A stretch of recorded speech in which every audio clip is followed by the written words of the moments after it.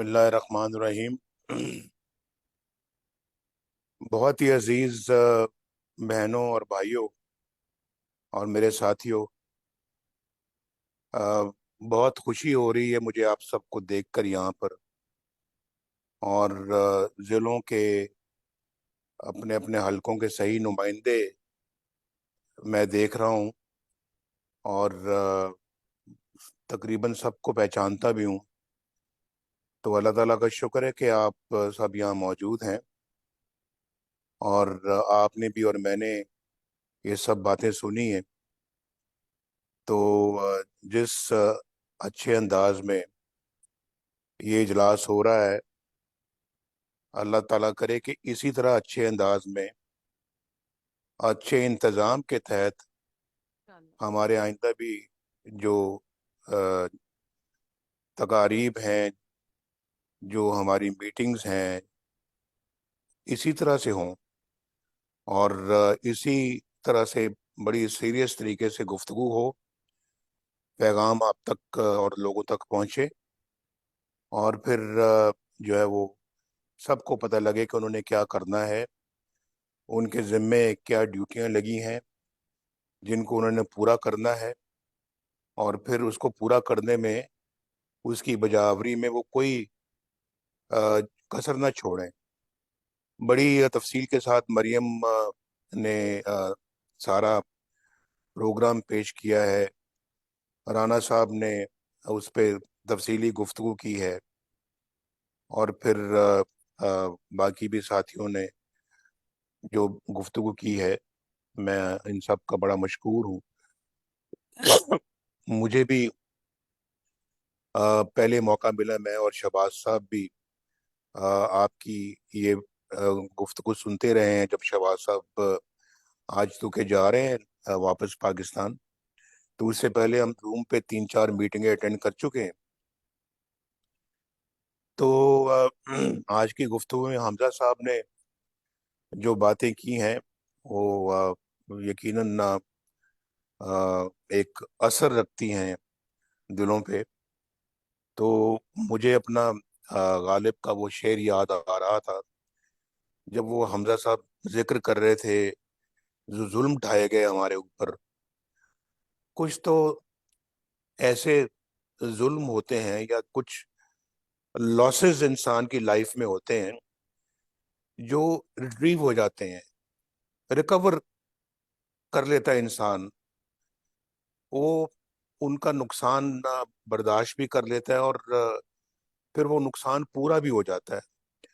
لیکن کچھ لاسز ایسے ہوتے ہیں زندگی میں جو irretrievable ہوتے ہیں، جو ریٹریو نہیں ہو سکتے۔ تو حمزہ نے جب ان کا ذکر کیا تو پھر میرے ذہن میں وہ غالب کا شعر آ گیا کہ غالب ہمیں نہ چھیڑ، کہ پھر جوش اشک سے بیٹھے ہیں ہم تہیہ طوفان کیے ہوئے۔ تو یہ اپنا یہاں تک معاملہ نہیں جانا چاہیے تھا، کبھی نہیں گیا، پہلے پاکستان کی تاریخ میں کبھی نہیں گیا، اور اب بھی نہیں جانا چاہیے تھا۔ جتنے بھی میں اس وقت سٹیج پہ شکلیں مجھے نظر آ رہی ہیں جو فرنٹ رو میں بیٹھے ہوئے ہیں، مجھے اس وقت رانا صاحب نظر آ رہے ہیں، مریم نواز نظر آ رہی ہے، حمزہ نظر آ رہا ہے، ابھی باقی لوگ جو ہے نا وہ دائیں بائیں مجھے سارے نظر نہیں آ رہے۔ تو یہ سب وہ ہیں جو جیلیں بھگت چکے ہیں، اور بغیر کسی جرم کے بھگت چکے ہیں۔ آپ کے اندر پنڈال میں بیٹھے ہوئے بھی بہت سارے لوگ جو ہے نا جیلوں میں گئے۔ ہاں، اب حسن اقبال صاحب نظر آ رہے ہیں، پھر اس کے بعد ہمارے اپنا محترم کئی ایسے دوست احباب ہیں جو سامنے پنڈال میں بیٹھے ہیں، جو ان کو دیکھتے ساتھ ہی جو ہے نا وہ یاد آ جاتا ہے کہ انہوں نے کتنا ظلم برداشت کیا۔ تو بہت دکھ اور بڑے افسوس کی بات ہے، میں اس موضوع پہ آج بات نہیں کرنے والا تھا۔ پوری جناب قائد اسٹیج پہ حنیف عباسی صاحب بھی بیٹھے ہوئے ہیں، حنیف عباسی صاحب۔ حنیف عباسی صاحب جی بالکل، وہ اس وقت نہیں تھے جب میں بات کر رہا تھا، سامنے میں اب دیکھ رہا ہوں ان کو۔ تو یہ اپنا جو ہے نا وہ کہنے کا میرا مطلب یہ ہے کہ یہ بات کو میرا خیال ہے کہ یہی رہنے دیا جائے، یہ آگے نہ بڑھے تو اچھا ہے. لیکن وہ کون لوگ ہیں جنہوں نے آج پاکستان کا یہ حشر کر دیا ہے جو میں اور آپ دیکھ رہے ہیں؟ وہ کون لوگ ہیں جنہوں نے ملک کو یہاں تک پہنچایا کہ آج غریب روٹی کو ترستا ہے، واقعی روٹی کو ترستا ہے. میں ویڈیو دیکھ رہا تھا، کئی دفعہ دیکھتا ہوں، یہ کچھ دن پہلے کی بات ہے، 2-4 دن پہلے کی بات ہے، زیادہ لمبی بات نہیں ہے. 8-8 روٹیاں پیکٹ میں کوئی شخص تقسیم کر رہا ہے، اور یقین مانے میں نے گنا وہاں پہ 100 سے اوپر عورتیں اور کچھ اپنا بچے موجود تھے صرف لائن میں روٹیاں لینے کے لیے. اب روٹی بھی دستیاب نہیں ہے، یعنی کہ افورڈ نہیں کر سکتا روٹی ایک عام آدمی جو ہے نا وہ خریدنا. یہاں تک کس نے پہنچایا؟ 217 میں تو یہ حالات نہیں تھے. 2017 میں 2017 میں روٹی بھی ملتی تھی، 2017 میں گھی بھی ملتا تھا، 2017 میں 50 روپے کلو چینی بھی ملتی تھی، 2017 میں 60 روپے لیٹر پیٹرول بھی ملتا تھا، 2017 میں 500 روپے بجلی کا بل آتا تھا. جن کو 1000 روپے بل آتا تھا آج ان کو 30-30 ہزار کا بل آتا ہے. وہ کدھر سے ادا کریں گے؟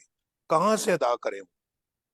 بل دیتے ہیں تو بچوں کے پیٹ پالنے کے لیے پیسہ نہیں بچتا، اور بچوں کا پیٹ پالتے ہیں تو بجلی کٹ جاتی ہے کیونکہ بل نہیں دیا جاتا. مجھے بتائیں، یہ ان حالات سے دوچار کرنے والے ملک کو اور ہم سب کو، قوم کو، وہ کون ہے؟ کبھی ان کا احتساب ہوگا یا نہیں ہوگا؟ شکلیں ہمارے سامنے ہیں، وہ چہرے ہمارے سامنے ہیں، لیکن ہمارا سسٹم کیا اس قابل ہے کہ ان لوگوں کا بھی احتساب کرے؟ میرا اور آپ کا تو 1 منٹ میں احتساب ہوتا ہے. میرا بھی ہوتا ہے، جس کی حکومت کے دور میں اللہ تعالیٰ کے فضل و کرم سے ملک کو ایٹمی قوت بنایا اللہ نے. اس شخص کو، جیسے مریم نے ابھی کہا ہے، اس شخص کو بھی 11-11 سال ملک سے باہر رہنے پہ مجبور کیا جاتا ہے، جلا وطن کیا جاتا ہے، جیلوں میں ڈالا جاتا ہے، دہشت گردی کی کورٹ میں 27 سال کی سزا سنائی جاتی ہے نواز شریف کو، اس لیے کہ وہ پاکستان کو ایٹمی قوت بناتا ہے. اس لیے یہ انعام دے رہے ہیں آپ، یہ صلاح دیتے ہیں آپ، اور آگے بجلی کی لوڈ شیڈنگ کو ختم کرتا ہے تو 4 جج بیٹھ کے تو کروڑوں لوگوں کے مینڈیٹ والے وزیر اعظم کو چلتا کرتے ہیں. اور کس کی وجہ، کون پیچھے ان کے؟ اس کے پیچھے جنرل باجوہ اور جنرل فیض ہے. اعلی کار کون ہے؟ اعلی کار ثاقب نثار ہیں، کھوسا ہے، وہ پناما والا بینچ ہے، اجاز الحسن ہے. یہ لوگ ایک کروڑوں عوام کے مینڈیٹ والے وزیر اعظم کو 1 منٹ میں چھٹی کرا کے اس کو جیلوں میں ڈالتے ہیں. 2017 والا پاکستان یاد کرو، اور آج دیکھو پاکستان کو. آج ہندوستان چاند پہ چلا گیا ہے. G20 کی میٹنگز وہاں ہوتی ہیں. یہ تو سب کچھ ہمیں کرنا چاہیے تھا. یہ تو ہماری تقدیر میں ہونا چاہیے تھا، یہ تو ہماری قسمت میں ہونا چاہیے تھا کہ ہم یہ کرتے. 1990 جب میں پہلی دفعہ وزیر اعظم بنا، دسمبر 1990، ہندوستان نے پاکستان کی تقلید کی. اکنامک ریفارم آرڈر، آسن اقبال بیٹھا ہوا، پوچھیں، نہیں تو سرتاج عزیز صاحب سے جا کے پوچھیں گھر میں. اکنامک ریفارم آرڈر ہمارا انہوں نے کاپی کیا، اور اپنے ملک کو آج دیکھیں کہاں لے گئے ہیں. واجپئی صاحب جب وزیر اعظم بنے تو $1 بلین ہندوستان کے خزانے میں نہیں تھا، لیکن آج ان کے پاس $600 بلین جو ہے نا وہ کہاں سے آ گیا ہے. اور ہم $1 بلین آج بھی ملک جا کے مانگ رہے ہیں. کیا عزت ہے ہماری آج ان کی نظروں میں بھی؟ کیا عزت ہے؟ چائنا سے ہم مانگتے ہیں، عرب ملکوں سے ہم مانگتے ہیں، ہمارا وزیر اعظم جا کے اس کو مجبور ہوتا ہے وہ مانگنے کے لیے، اور آج ڈیفالٹ کے دہانے پہنچے ہوئے ہیں ہم۔ یہ اپنے ملک کے ساتھ کر کیا دیا ہم نے؟ اور جنہوں نے اس ملک کے ساتھ یہ کیا ہے وہ پاکستان کے سب سے بڑے مجرم ہیں۔ 70 سالوں میں کسی نے اتنا بڑا جرم نہیں کیا ہوگا جنہوں نے یہ جرم کیا ہے کہ آج 25 کروڑ عوام کے ملک کو آج انہوں نے اپنا جو ہے وہ ڈیفالٹ کے کنارے لا کے کھڑا کر دیا۔ اگر یہ لوگ جو بیٹھے ہوئے ہیں یہ اور پی ڈی ایم جو ہے یہ اپنا نہ کرتے، ڈیفالٹ سے نہ بچاتے، تو آج شاید پٹرول 1,000 روپے لیٹر ہوتا۔ ان کی بات صحیح ہے حسن اقبال کی کہ اگر کوئی بچہ آدمی جو ہے نا وہ زخمی پڑا ہے، اپنی آخری سانسیں لے رہا ہے، سڑک پہ ایکسیڈنٹ ہوا ہے، تو کیا اس کو بچانا جو ہے وہ ہمارا فرض نہیں ہے؟ ہم نے بچایا ہے، اپنا پولیٹیکل کیپٹل ہم نے قربان کیا ہے، اور لیکن پاکستان کو بچانے کے لیے ہم نے اہتمام کیا، اس کے لیے اس کی پرائز بھی ہم نے پے کی ہے۔ لیکن اگر ہم نے نیک نیتی کے ساتھ کیا ہے، خلوص کے ساتھ کیا ہے، ملک کے درد کے خاطر کیا ہے، تو انشاءاللہ اللہ تعالیٰ آپ ہی کو اس کا انعام دے گا، اور آپ انشاءاللہ الیکشنوں میں کامیاب بھی ہوں گے۔ یہ میں آپ کو لکھ کر دیتا ہوں اللہ کے فضل و کرم سے۔ جب میں نے کہا تھا میں سب کچھ اللہ پہ چھوڑتا ہوں، تو میرے دل میں ایک خوف خدا تھا اور ایک پاکستان کی محبت کا جذبہ تھا، جس کے تحت میں نے یہ کہا تھا، اور آج بھی محبت کا جذبہ مجھے یہ کہہ رہا ہے کہ اگر سب کچھ ہم نے نیک نیتی کے ساتھ کیا ہے تو اس کا اجر اللہ نے ہمیں دینا ہی دینا ہے، اور انشاءاللہ کامیابیوں کی شکل میں دے گا اللہ۔ یہ میری بات آپ نوٹ کر لیں انشاءاللہ تعالی۔ اور یہ لوگ جنہوں نے ملک کو یہاں تک پہنچایا، یہ کیفر کردار تک پہنچیں گے، یہ بالکل پہنچیں گے۔ یہ وقت کس کی رونق پہ خاک ڈال گیا؟ یہ کون بول رہا تھا خدا کے لہجے میں؟ یہ ذرا مجھے بتائیں نا، آج کہاں ہے وہ؟ کدھر ہے آج؟ وہ خدا سے ڈرو، ڈرو خدا سے۔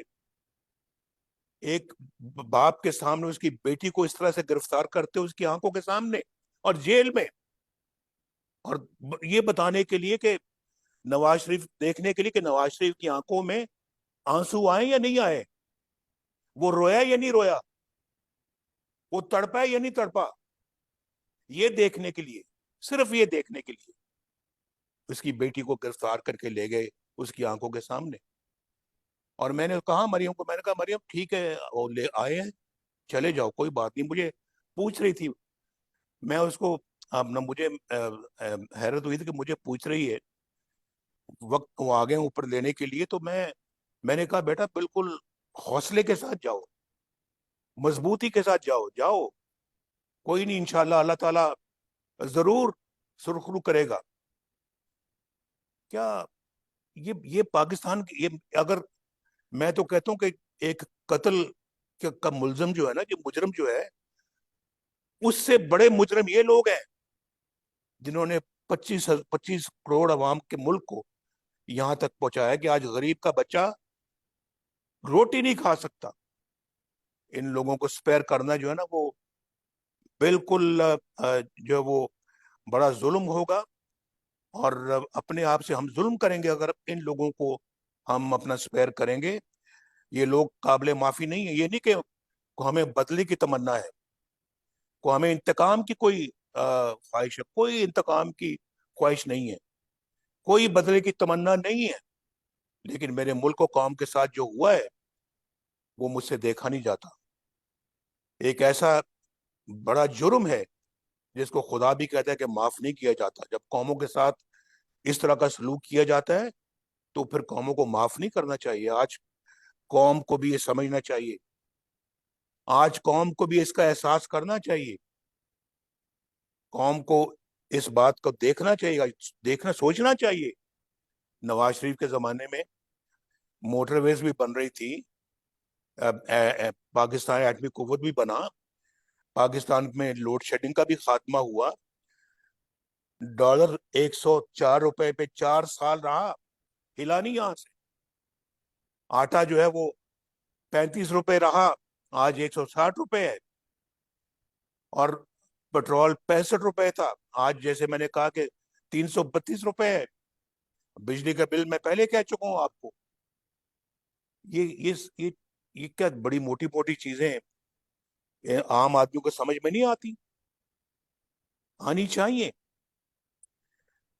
लेकिन ये भी तो बहुत कुछ सोचने की बातें हैं।